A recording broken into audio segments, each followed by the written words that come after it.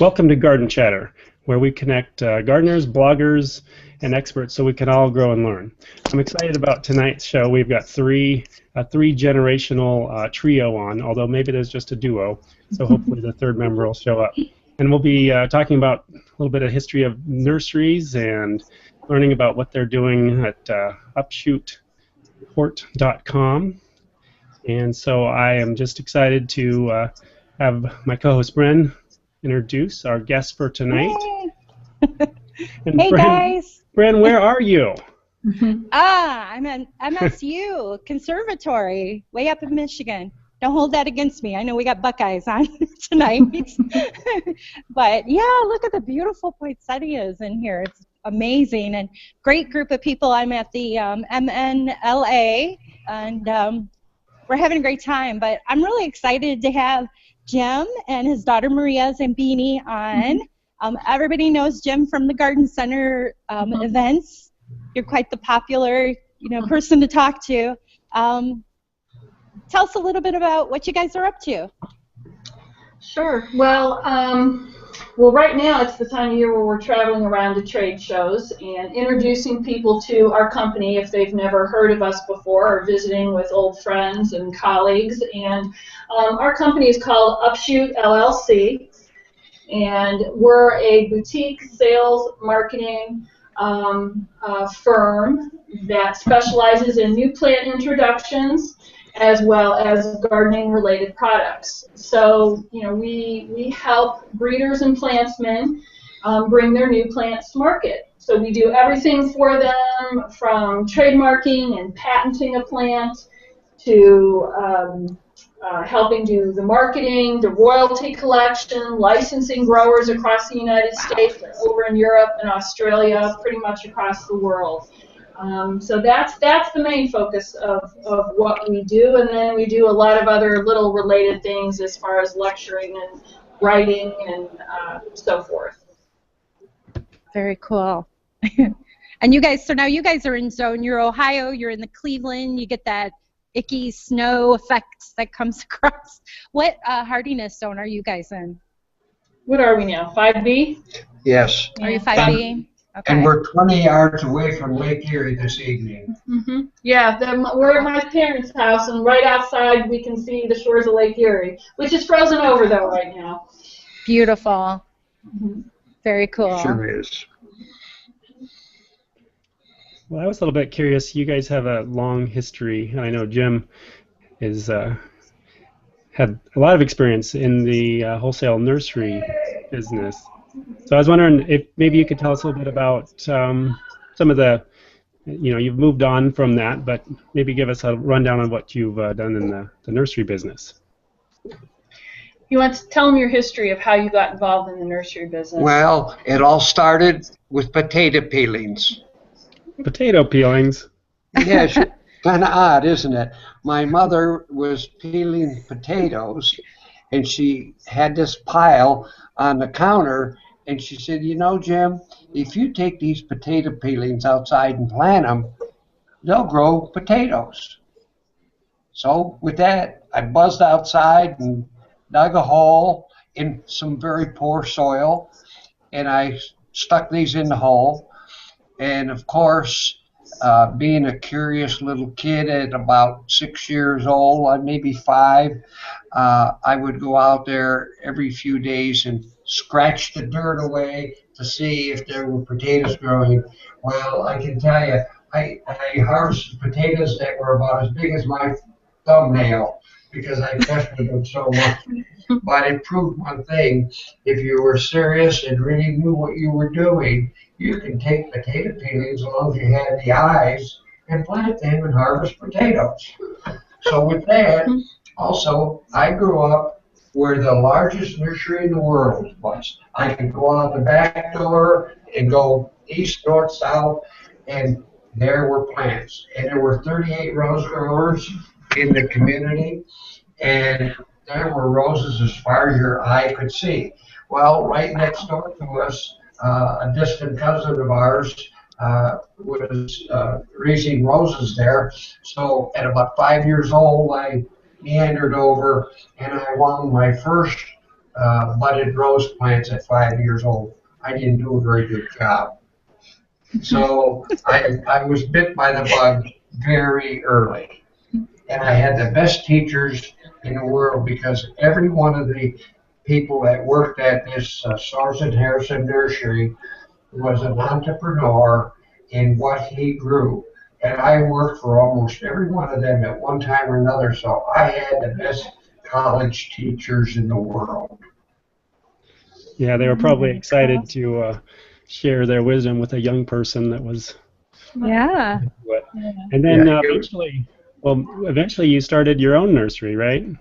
yes. Yeah. Yes, it really worked out well because even at a young teenager, we had a lot of Hungarians and Italians and other ethnic groups. They were very good growers, but they lacked marketing skills. So it was a good combination. I would get in my little car and I would go until I sold every plant before I would come back home. They loved it and I loved it. And they were great people to work with. I grew up in a community. If every youngster could grow up in a community like I grew up in, we'd have one great America. Yeah. Well, and Dad, really the nursery, the family nursery was started by his father, my grandfather, and he started it on a 1/4 acre of land, and his crop was roses. He found the secret to the propagation of multiflora rose, which is what at that point in time they used as the understock for budding the roses onto. And then from there, when Dad took the nursery over, he eventually grew it to 1,000 acres, and we also had a destination attraction garden center for over 30 years. And of course, research and development, that was his forte. His love was finding and selecting new plant varieties. And and we had a landscape company at one time. I mean, so we've been very, very diversified in what we've done. But in 2009, that's when we started our own business and walked away from the growing end of it because we wanted to concentrate on what we thought we did best, and that was new plant introductions. So. And we have probably today, if we get them all introduced, it'll be about 300 cultivars we will have brought to the industry and to the consumers. Mm-hmm. It's really a lot of hard work, and it takes a lot of patience because you just don't click your finger and it's on the market. There's a lot of steps in the process. Mm-hmm. Okay, so we have to keep this a little simple. There's just everyday gardeners on here.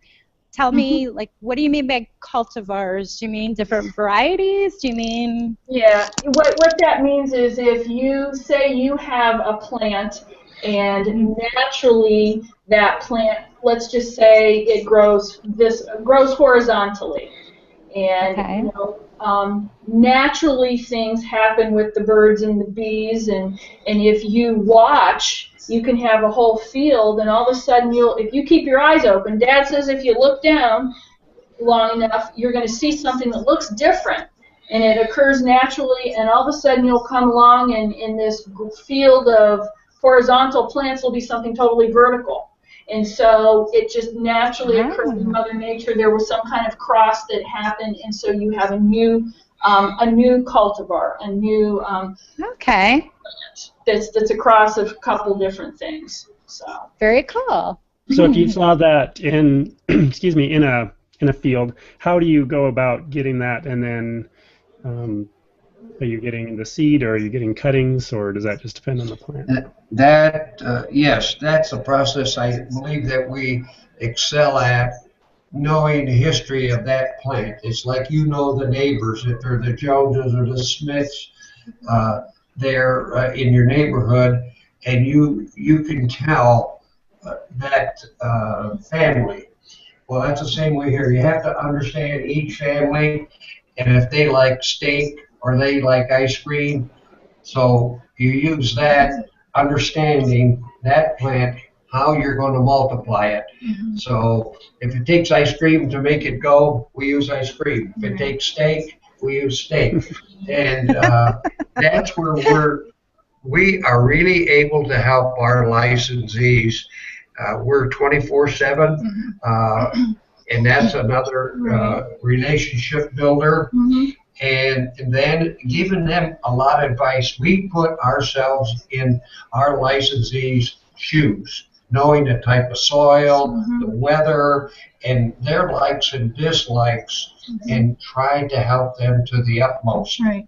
Well, and the thing, it just depends on what type of plant you have. I mean, for instance, if you, you know, a lot of Dad's breeding work, he would have rows upon rows where there had been seed, and he went and sowed the seed. And then again, you just, Mother Nature did her little thing, and you'd dig up those plants and you'd collect seed from them, and then you'd re-sow that seed again into the ground, and you would see what was new or what was different.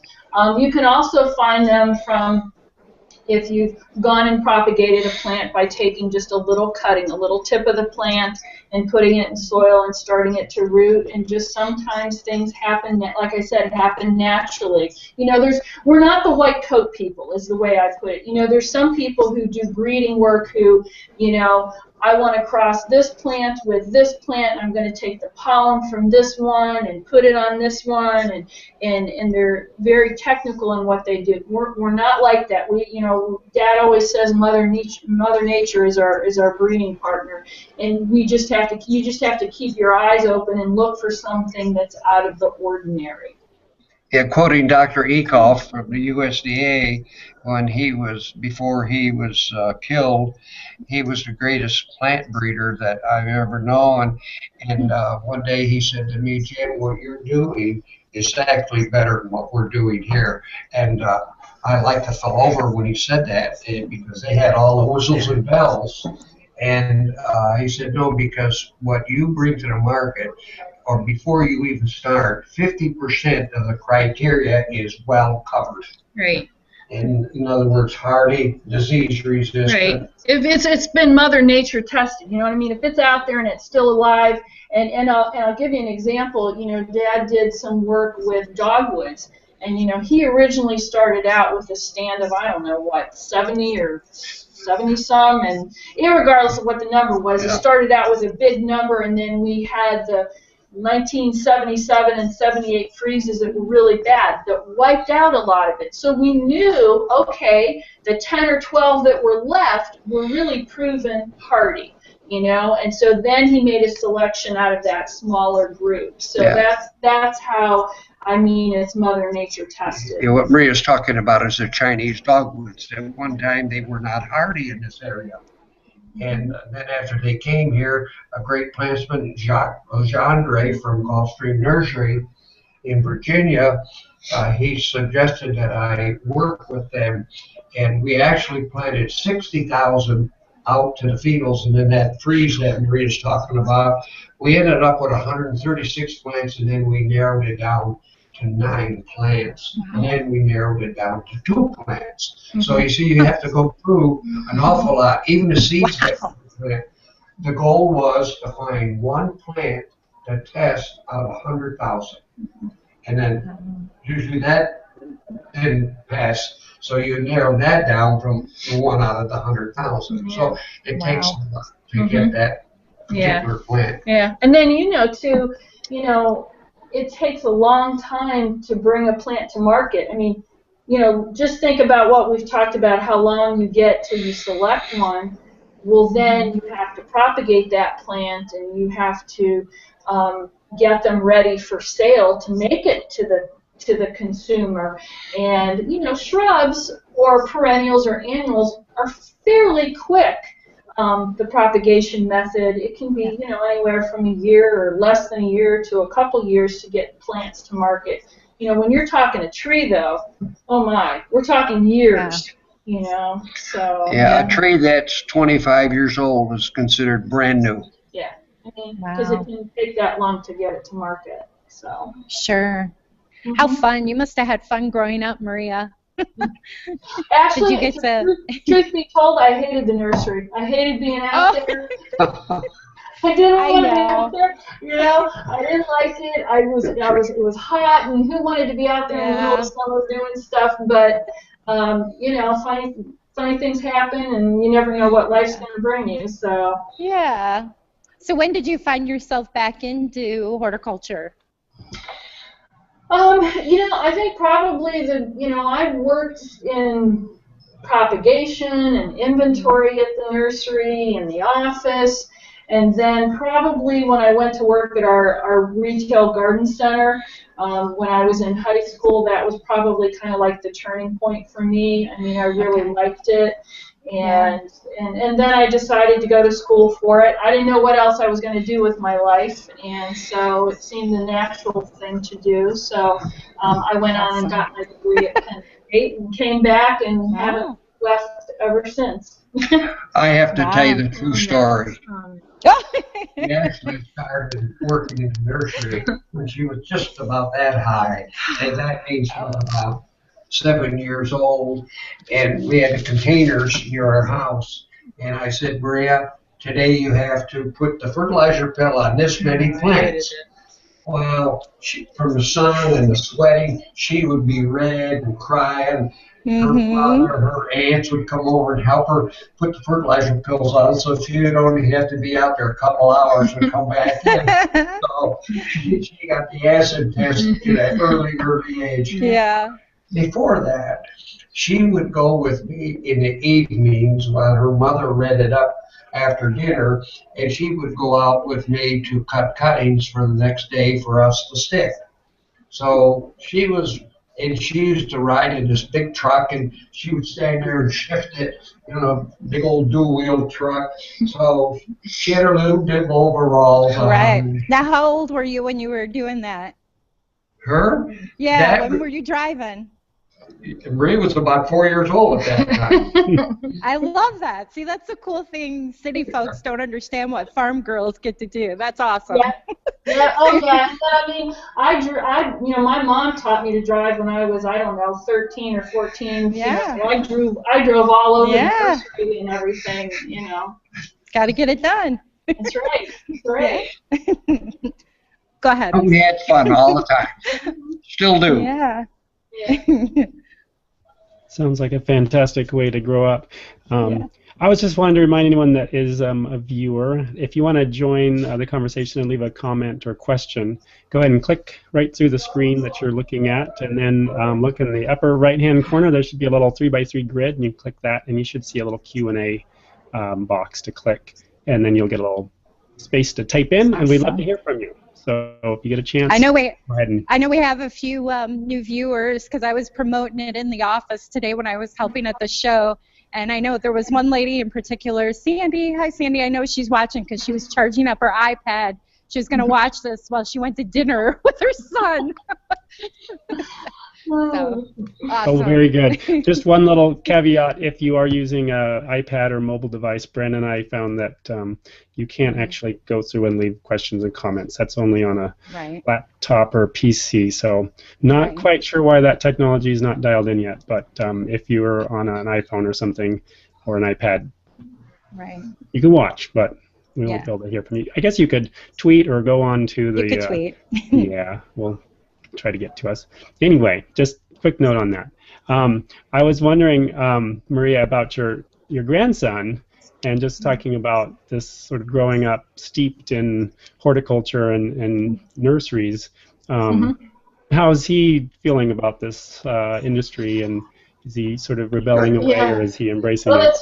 No, it's funny. Yeah, my son was supposed to be with us tonight. My son Robert, he's my youngest, and but it's funny. Neither one of my boys were interested in being involved in the industry. Because the nursery took mom away from them. But as things have kind of gone along, he works part-time for us. He does a lot of the some computer work. We have next to our offices, we have a show garden, a trial garden where we can put out plants and we can observe them, be able to show our plants to visitors that come. They're able to, for photography purposes, for marketing. And so he maintains that garden, and every year him and Dad plant some vegetables in that. And so he's gotten his little taste of vegetable gardening too. But then now it's funny. He just got a job with a company called Grimes Horticulture. They're located here in Paynesville, and they're known in the industry for all of their seeds, and they service a lot of garden centers and mainly growers who grow their own product to sell in their garden centers. So he's now working in their seed department, putting their seed packets together and pulling orders. And so if any greenhouse growers are watching and they get stuff from Grimes and there's a screw up, it wasn't him. Okay. But so anyway, he's he goes to trade shows with us. When we go out, we go every year to a big trade show out where Adam is, and in Oregon. It's one of the biggest in the country, and so he goes with us and helps man the booth and do things. So he's getting a lot of real world experience while he either works with Grimes or goes to school part-time. Oh, very cool. Very cool. I was wondering, Maria, if you could tell us what you're up to with HGTV, or is that sure. Top secret? I don't know. No, it's not a top secret. No, that's fine. Yeah, that's one of my other jobs is I'm the director of plant development for the HGTV Home Plant Collection, and that's a relatively new plant line that just was established in 2012. That was its very first year, was just a very small test year.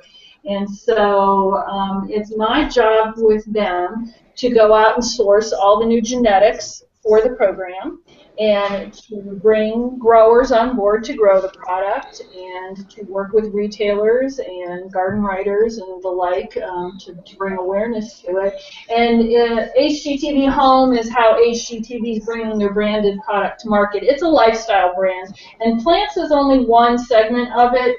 You also have, furniture with Bassett and carpeting with Shaw, paint with Sherwin-Williams, and a bunch of other things. So you can go, if people want to find out more, they can go to hgtvhome.com, which lists all of the different lines, and then the HGTV Home Plant Collection, and you can see some of the plants that I work with. There's a know-how blog on there, and I help blog and do posts on that as well. So, yeah.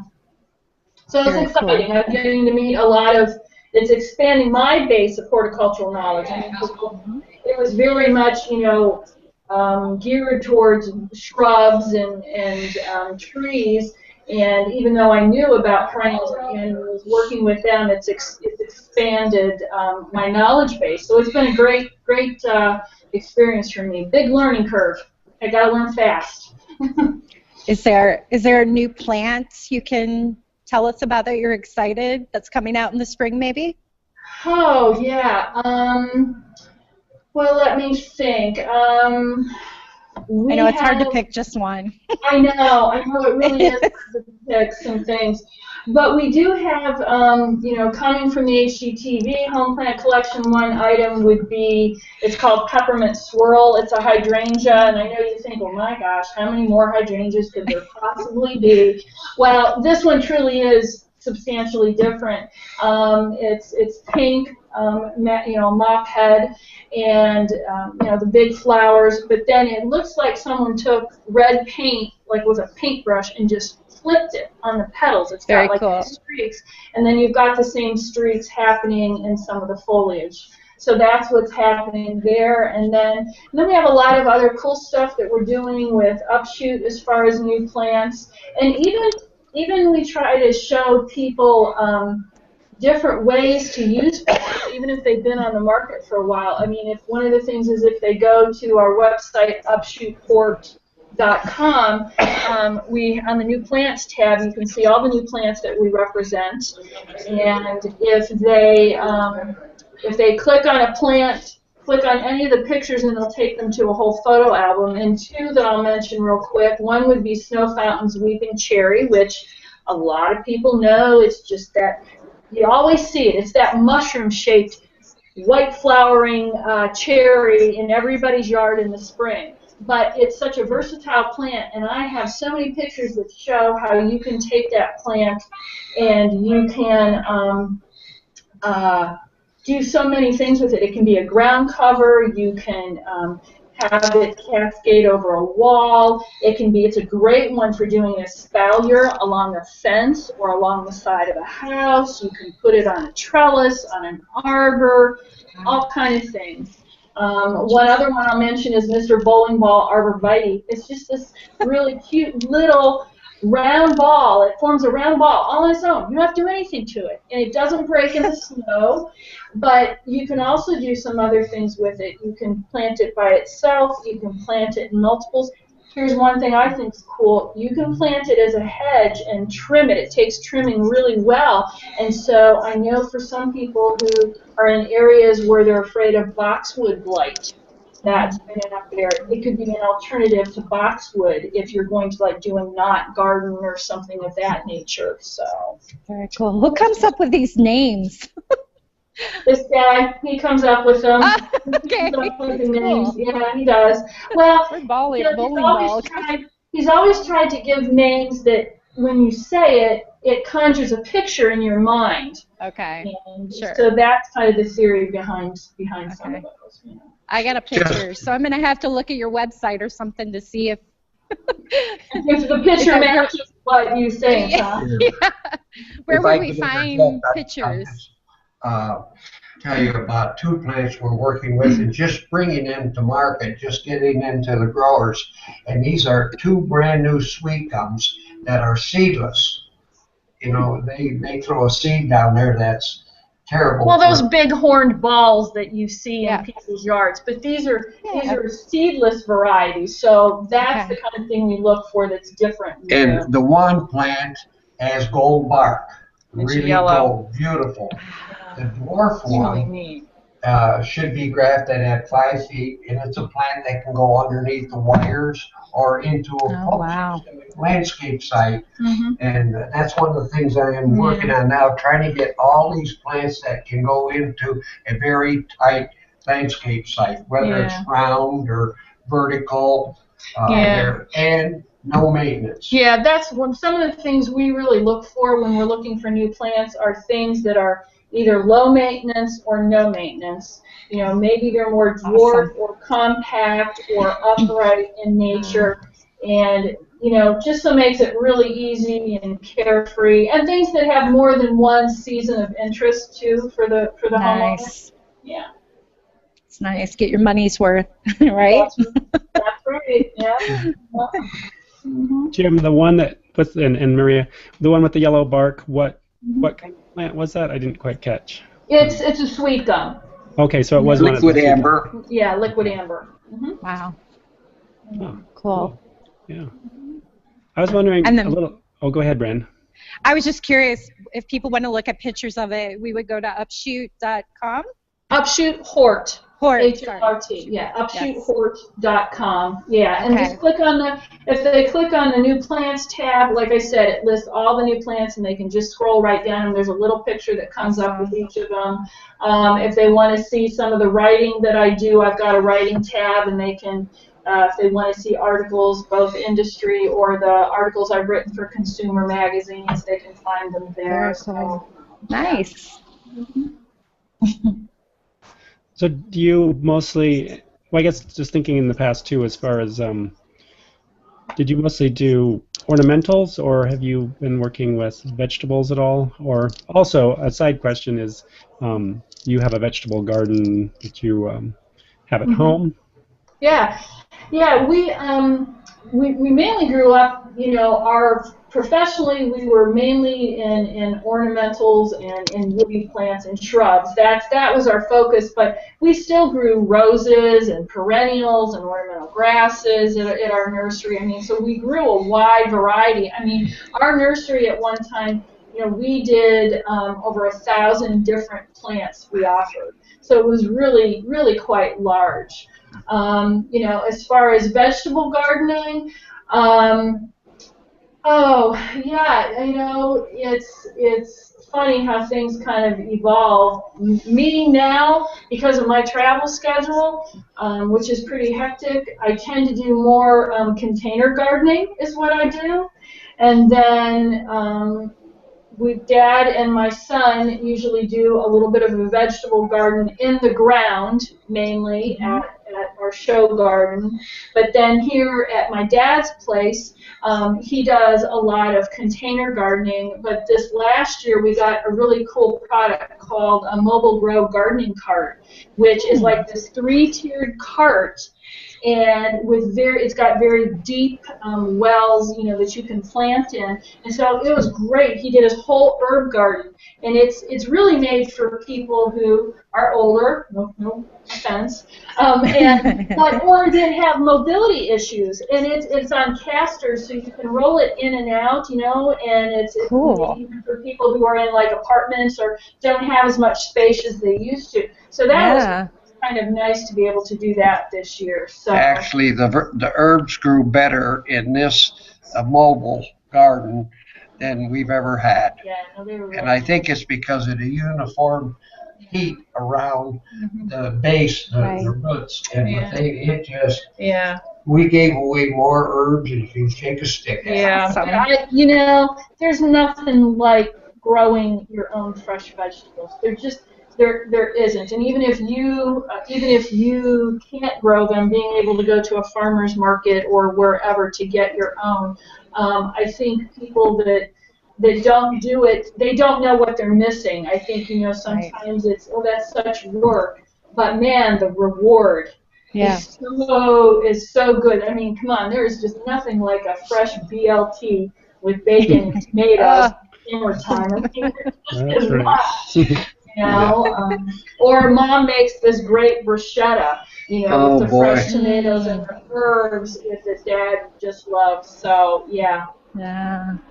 Awesome. Did you blog about that cart anywhere? Like, could we see? Did you share it anywhere? Curious. What I'm trying to think if I know I put it on my Facebook page more. Okay. I'm not sure that I blogged about it, but it's the mobile grow gardening cart. Very cool. Yeah.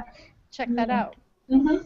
Is that the one? Does it have? Does it sort of reclaim the water when you water it does. it? At the bottom. Yeah. It's mobilegrow.com, and I know if you Google it, it'll come up. It's a great product. The inventor is Angela DiMaggio, a friend of mine out of Arizona. And I mean, it's on the market now, and it's very nice, like powder coated metal. I mean, when I brought it home at first.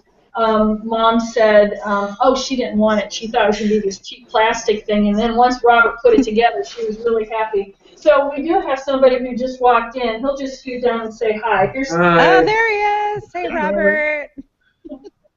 Hi. Here's the other part of my gratification. Yeah. Better late than never, Yeah, that's right. That's right. Well, I'm glad you were able to join us briefly. Glad to be here. Glad to be here. We were just talking about vegetable gardening, about how you have your little vegetable garden at the office. Okay. Yeah, yes I do. Yeah. So. I'm getting a little worried. There's greenhouses around me, and I see the lights. They must be on timers. They're starting to go down. So if you lose me, that's what happened. Anyways.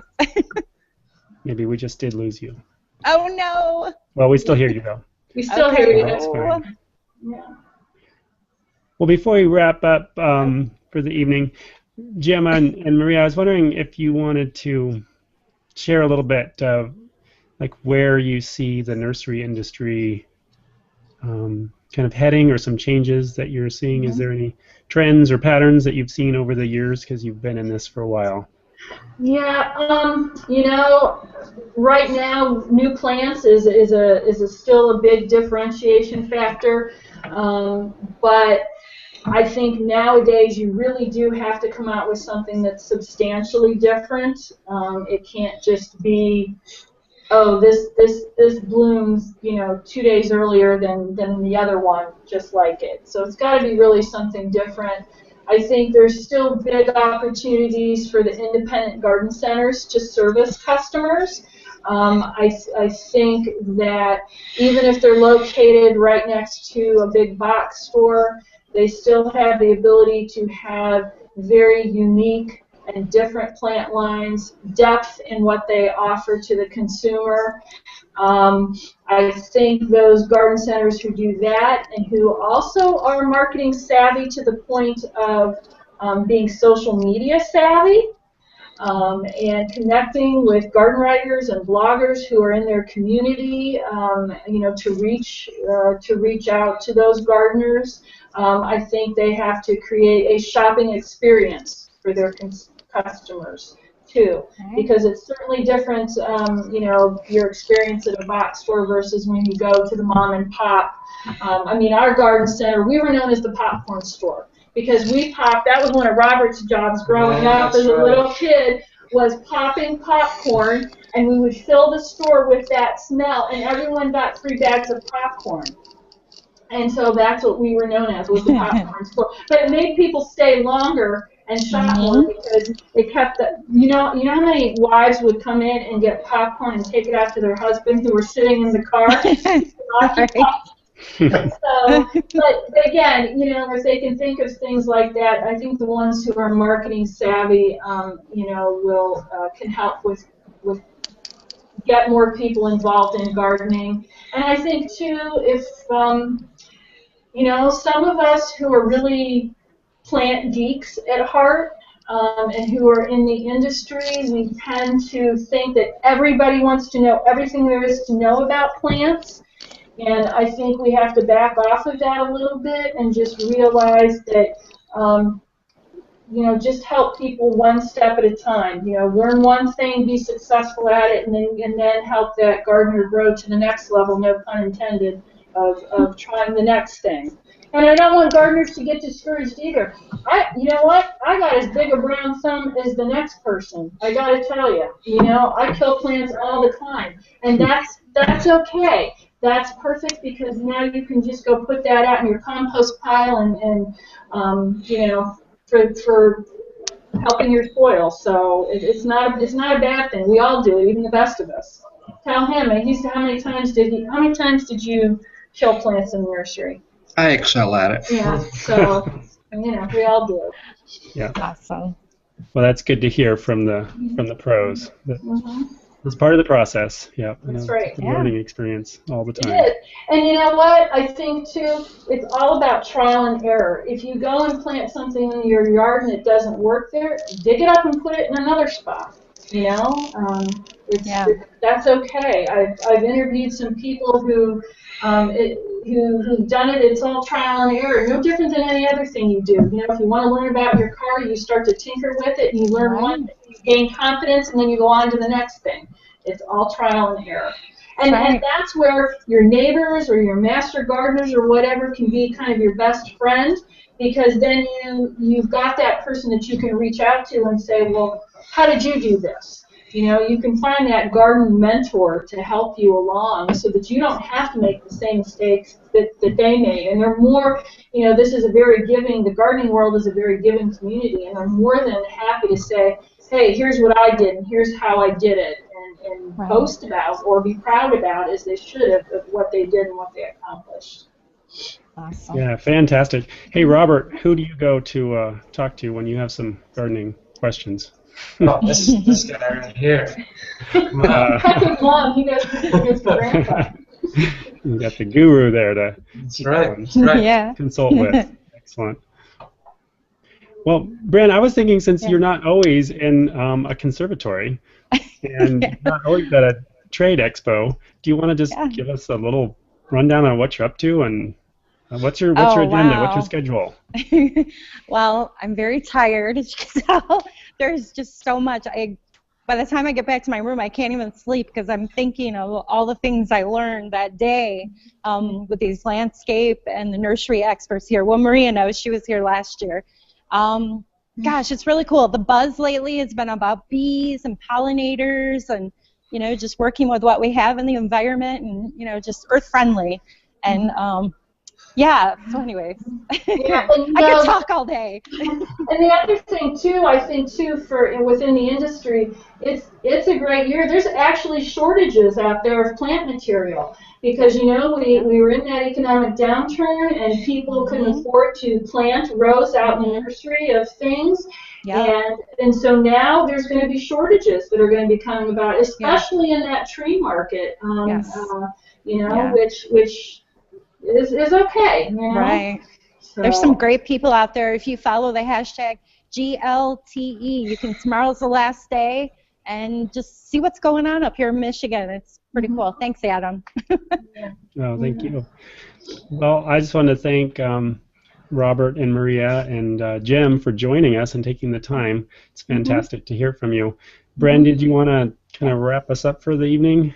Yeah, thanks so much, guys, for joining in. This is really awesome. I got all three of you there, the family portrait going on. That's cool. And if anybody's listening tonight or following along on YouTube, you can follow us on hashtag Garden Chatter, or come on to connectsharegrow.com and sign up for the newsletter, or adamcortell.com, and you'll find out what we have coming up in the next few weeks here. Okay, cool. Well, thank you very much for having us. I just want to say, too, if they do go to UpShootHort.com, up in the upper left-hand corner, we do have a newsletter that I put out, so if they're interested, they can sign up for that. And then, as well, we are on, we've got an UpShoot Facebook page if they'd like to follow us on that. I also have a Gardenpedia page for my new book that just came out. And I'm on, social media, on all the Pinterest, Instagram, all that, on either as Maria Zampini or under UpShoot. So I'm always happy to connect with people in that way. Thank you. Right.